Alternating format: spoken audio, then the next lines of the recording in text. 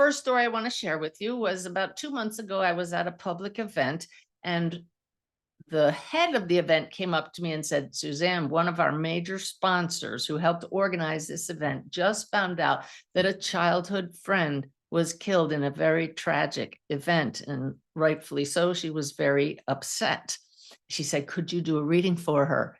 And I had to explain to her that we're going to have to give her childhood friend time to adjust to being across the veil, to make sure that she settles in and learns how to communicate with those of us still here. Some people, when they cross, they can do that immediately. Like my dear friend Brenda Baker was chatting with me hours after she passed. But we want to make sure when we do a reading for somebody else that we set them up for success, that they have a positive experience. And I like to wait 2 to 3 months. So that's what I suggested to her.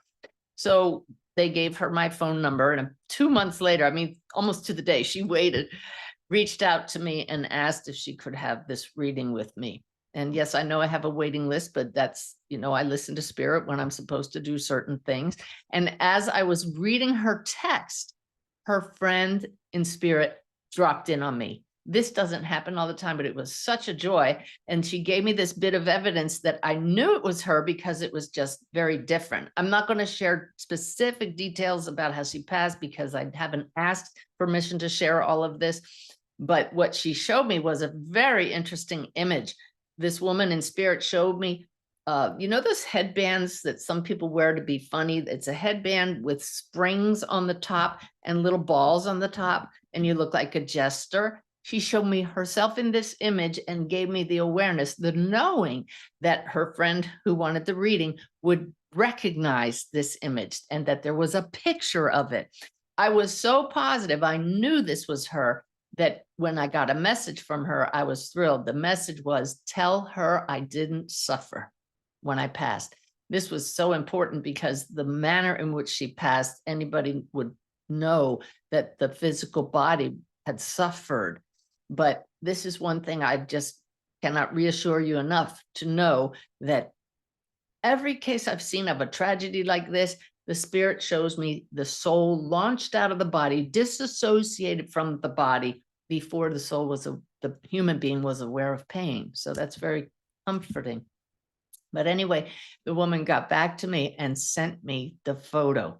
And this is where mediumship is not always perfect, but as long as the recipient knows what they're trying to get across, that's what matters. And I found it fascinating that what the picture actually showed was the woman had braided her hair. So that's the spiral, but the braids went up and were pinned to her head like this. So spirals here and two big pom-poms of hair right here, close enough that she knew it was her, and that message, that was the important part, hit home.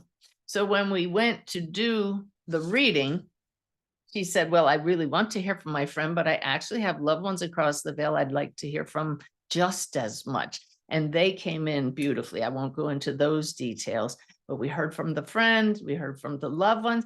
And then I think there were 4 of them in total. I had one of the most astounding experiences that I've had in a reading, and that's what I'm excited to share with you. I'm excited to share all of it with you, actually. It's just such awesome things I get to share with you. But in this case, in the middle of this reading, a man shouted his name at me, and I'm going to change it for confidentiality sake. But I said, I'm hearing Michael. Michael wants to make his presence known. And she said, oh, that's my ex-husband. I really don't want to hear from him. This happens a lot. And so I have learned not to blow off a spirit. We want to honor why they're here. So I tuned into him and I said, well, he actually comes with an apology. I see him hanging his head down. That's my symbol for an apology. And he said, let's see, I don't want to get it wrong. He said, I'll keep this brief. I only want to tell her you deserved better than me. And she looked so surprised and she said, he always used to say that to me. So even in the message, there was validation, but that's not the shocking part. The shocking part is what happened next.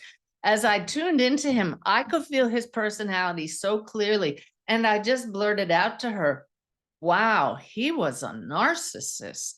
And she said, was he ever? That stunned me to just know that term. I mean, not just egotistical, but narcissist is a level above, as those of you who have ever had to interact with one knows. And I said, well, he's really clear. We got the narcissism and verbally what he used to say to you. And the moment we celebrated how clearly this communication was, he just, it was like he puffed up and I could feel him ready to take over the whole reading. He was ready to tell me all about himself when he had said, I'm going to keep this brief. I'm only here to apologize. And she didn't want to hear from him. But you could feel that his old narcissistic traits just came back all of a sudden. And he had to be the star of the reading. And the moment that happened, in stepped these two guides and gently withdrew him from the whole reading.